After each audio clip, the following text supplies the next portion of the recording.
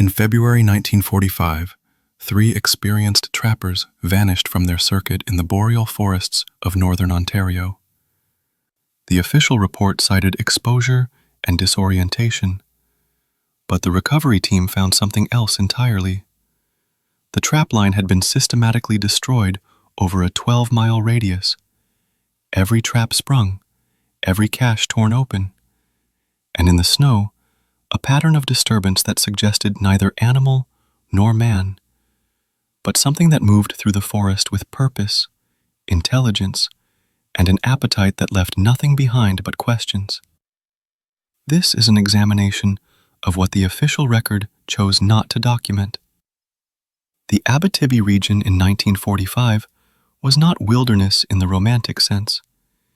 It was a working forest, carved into territories by families who'd run trap lines for generations. The Mercier brothers, Jean-Baptiste, age 42, and Louis, age 38, along with their partner Thomas Whitehead, a Cree trapper from the James Bay settlements, operated a 70-mile circuit that took 14 days to complete in winter conditions.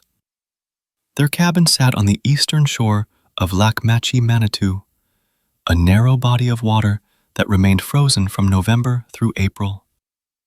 The structure was functional: chinked log walls, a sheet iron stove, elevated cache for provisions. Surrounding the cabin, black spruce stood dense and vertical, their branches weighted with snow that rarely melted before March.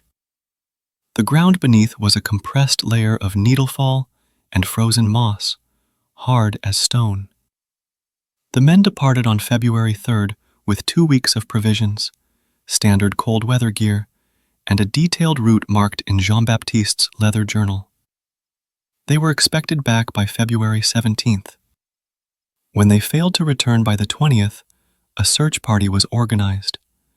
The group included 4 men from the Abitibi Post, a provincial constable, and 2 Indigenous guides familiar with the territory. The search team reached the cabin on February 22nd. The stove was cold. The cache had been opened but not properly secured, allowing ravens access to remaining stores. The cabin door stood wide open, its leather hinges intact, the interior undisturbed except for obvious signs of wind and snow infiltration. Jean-Baptiste's journal lay on the table, open to an entry dated February 11th. The entry described routine trap checks and weather observations. Nothing unusual. Nothing that explained why 3 men would abandon shelter in temperatures averaging 18 degrees below zero. The search party examined the trap line itself, following markers the Merciers had set in previous seasons. Within the first 5 miles, a pattern emerged. Trap after trap had been triggered, but not by the animals they were designed to catch.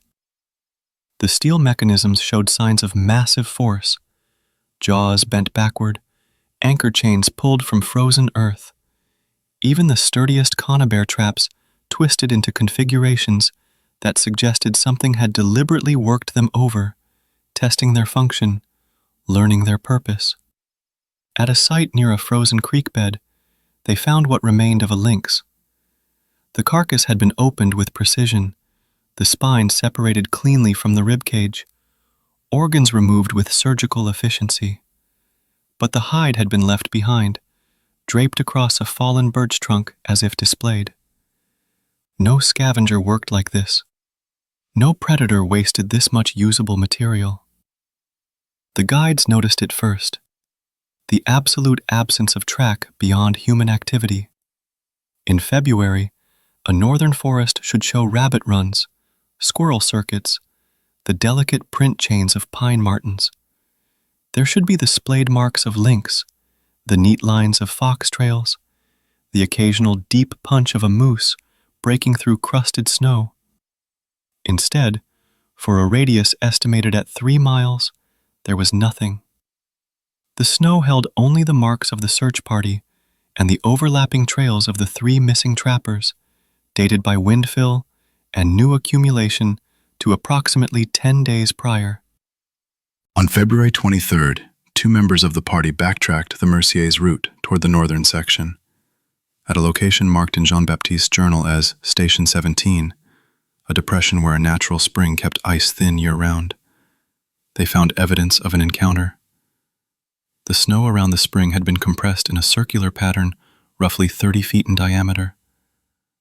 The surface was textured with repetitive motion, as if something had circled the area multiple times, pacing or testing the ice.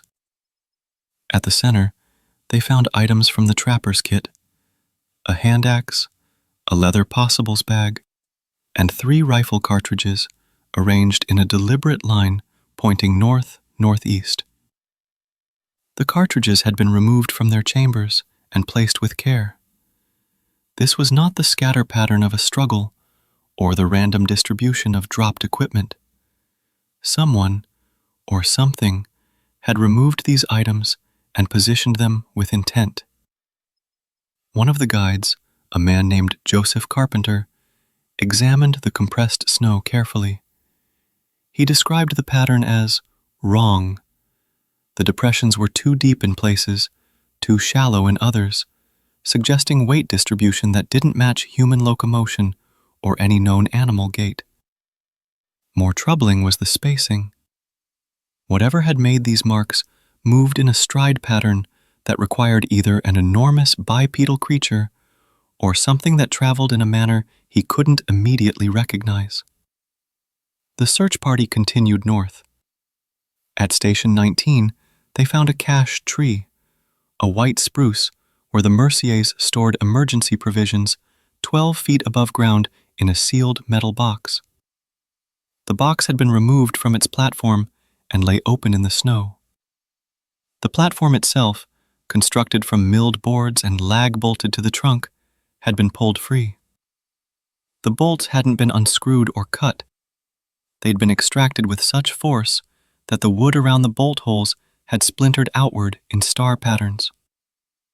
The contents of the cache were gone except for a wool blanket folded neatly and placed on top of the empty box. Inside the fold, they found a page torn from Jean-Baptiste's journal. The entry was dated February 12th, written in pencil with an increasingly unsteady hand. Something wrong with the forest. No sound for 2 days. Thomas says we should return to cabin. Louis wants to continue circuit. The traps are being followed, not sprung by accident. Followed. That evening, the search party made camp at a burned-over clearing. They set a watch rotation and built the fire larger than necessary, feeding it constantly through the night. The temperature dropped to -26. The forest remained silent, not the peaceful quiet of winter evening, but an absence that felt pressurized, as if the air itself had withdrawn. At approximately 2 a.m., the watch reported movement in the tree line. Not an approach, but a presence circling the clearing at a distance of perhaps 50 yards, never remaining in one location long enough to establish shape or size. Flashlight beams revealed nothing but the vertical lines of spruce trunks and the occasional reflection from ice crystals suspended in the air. Yet the sense of observation was unanimous among all 6 men. By February 24th, the search party had covered nearly 40 miles of the trapline circuit. The pattern of destruction was consistent. Traps dismantled or twisted beyond function, caches opened with precision, kill sites where trapped animals had been taken apart and portions removed, while other portions remained untouched, arranged with what appeared to be deliberate care. At Station 24, they found the first human evidence beyond equipment. A section of snow showed signs of a camp, flattened areas where the trappers had cleared ground for sleeping, the remains of a small fire, and a perimeter of branches arranged in a loose, defensive circle. One of the sleeping areas contained a torn section of canvas tarp with dark staining that later analysis confirmed as human blood. The quantity was significant, but not catastrophic, consistent with a deep laceration rather than a fatal wound. More disturbing was what surrounded the camp. In a ring approximately 15 feet from the cleared center, the snow had been disturbed in a manner that suggested something had circled their position repeatedly throughout the night. The disturbance wasn't tracks in the conventional sense, but rather compressions and displacements that indicated weight and movement without clear limb definition. Whatever had circled them had done so for hours, wearing a shallow trench in the snow that never quite revealed the mechanism of its locomotion. The search party found a second journal page pinned beneath a stone at the camp's edge. The entry, dated February 13th, was written in Louis Mercier's hand. It watches from different positions. Jean-Baptiste injured, deep cut to forearm, happened during night. Did not see what caused it. Thomas believes we are being herded north. I believe we are being tested. It learns what frightens us. It learns how we defend ourselves.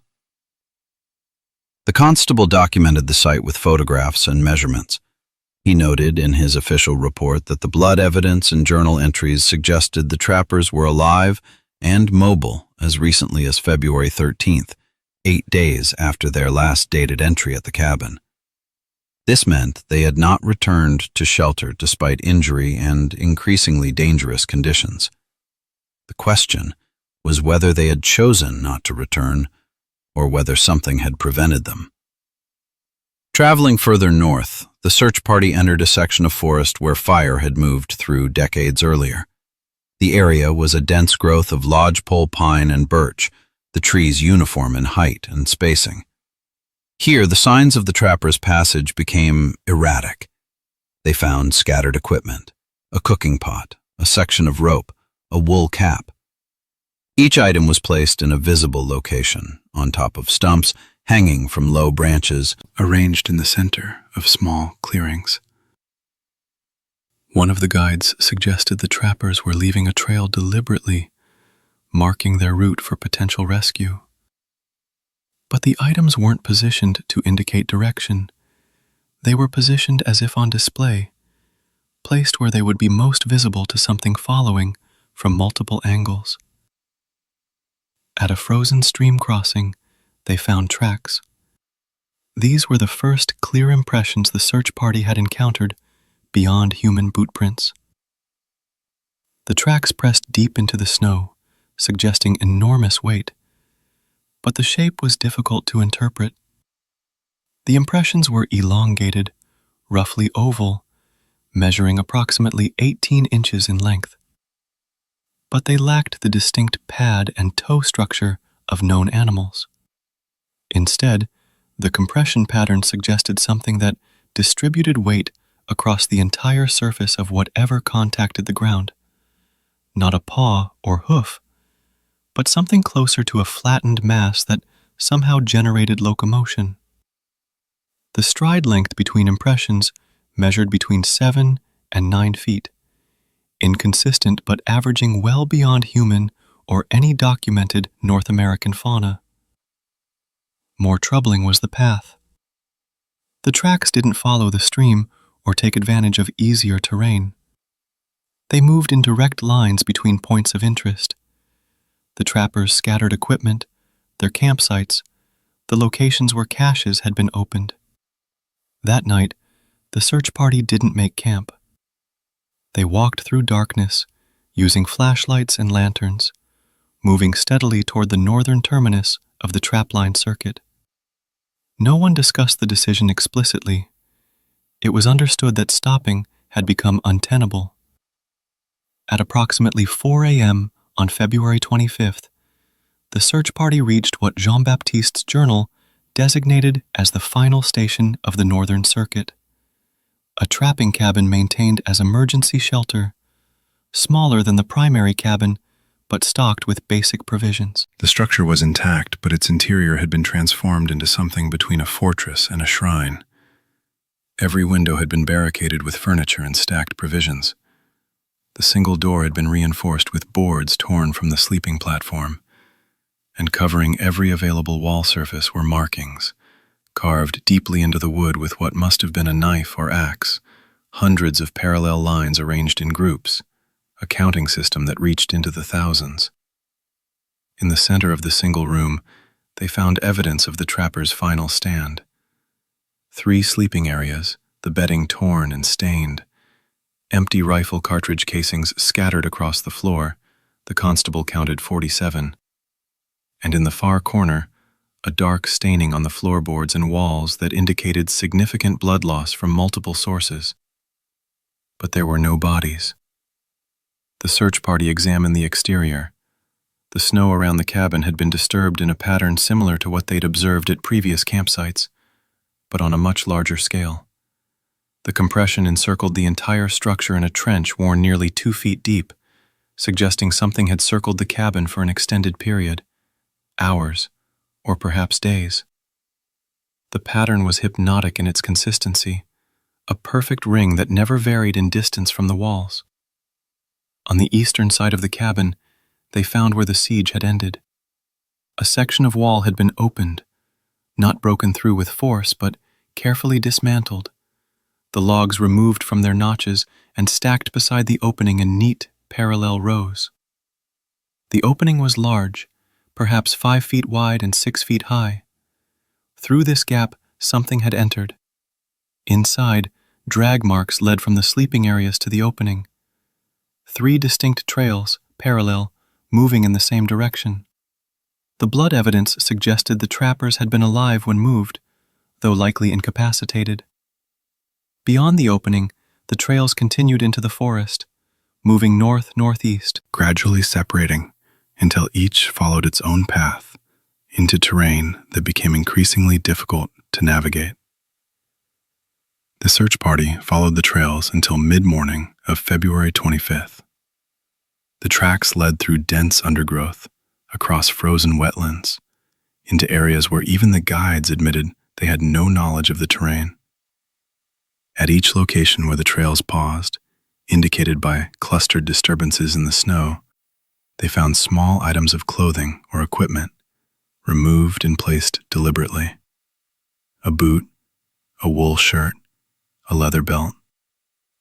Finally, at a location approximately 17 miles northeast of the cabin, the trails converged at the edge of a ravine system carved by an unnamed creek. The snow at the edge showed signs of disturbance, but the slope itself was too steep and the snow too deep to safely descend in current conditions. The constable called an end to the pursuit. The search party marked the location and began the return journey. 2 details from this final site were noted in the constable's report, but never explained. First, the snow around the convergence point held what appeared to be a massive impression, as if something of considerable size and weight had remained stationary for an extended period. Not sitting or lying, but sitting or crouching in a manner that left a single compressed area roughly 8 feet in diameter. Second, in the center of this impression, the searchers found 3 items arranged in a triangle: Jean-Baptiste's journal, Louis's pocket watch, and Thomas Whitehead's medicine bag. All 3 items were undamaged, carefully placed, positioned with clear intent. The official report filed by the provincial constable on March 2, 1945, listed the Mercier brothers and Thomas Whitehead as missing, presumed deceased due to exposure. The report noted evidence of injury and hypothermia, strange animal activity, and the possibility that the men had become disoriented and separated while attempting to navigate unfamiliar terrain. What the official report omitted was contained in supplementary notes held in regional archives and in the personal journals of search party members. These documents describe the systematic nature of the trapline destruction, the evidence of intelligence and intent in the arrangement of equipment and remains, and the unanimous conviction among all search party members that the 3 trappers had not simply died of exposure. A second expedition was organized in late March, after spring thaw began. The team returned to the ravine location and descended into the drainage system. They found partial remains, bone fragments, and clothing scraps, distributed across a quarter-mile radius downstream from the convergence point. The remains showed evidence of scavenger activity and weathering, making detailed analysis impossible. No cause of death could be determined. The remains were collected and returned to families for burial. No further trapping activity was conducted in that section of the Abitibi region for nearly 3 years. When circuits eventually resumed, trappers reported normal wildlife populations and typical seasonal patterns. Whatever had moved through the forest in February 1945 left no permanent disruption to the ecosystem. But the pattern itself, the methodical destruction of traps, the careful arrangement of remains and equipment, the evidence of observation and learning, suggested something that went beyond predation or territorial behavior. The trapper's journal entries described a presence that adapted its approach, that tested defenses, that demonstrated patience and intelligence in its interactions. In subsequent decades, similar reports would surface from other northern regions. Trap lines disturbed without clear cause, camps circled by unexplained patterns in snow, hunters who described being tracked and studied before either being allowed to leave or, in rare cases, not returning. The patterns were never identical, but showed enough consistency to suggest a broader phenomenon, something in the northern forests that occasionally intersected with human activity and left behind evidence that defied standard explanation. The items recovered from the ravine site, the journal, watch, and medicine bag, are held in a private collection maintained by the Mercier family. The journal's final entry, dated February 14th, consists of a single line in Jean-Baptiste's hand. It wants us to understand something. We do not. The investigation into the 1945 Northern Ontario incident remains technically open. No explanation has ever been formally accepted. No pattern has been officially recognized. But in the archives and in the memories of those who searched, the evidence suggests something moved through that forest, something that hunted with method, observed with intelligence, and left behind only questions that deepen with each attempt at answer.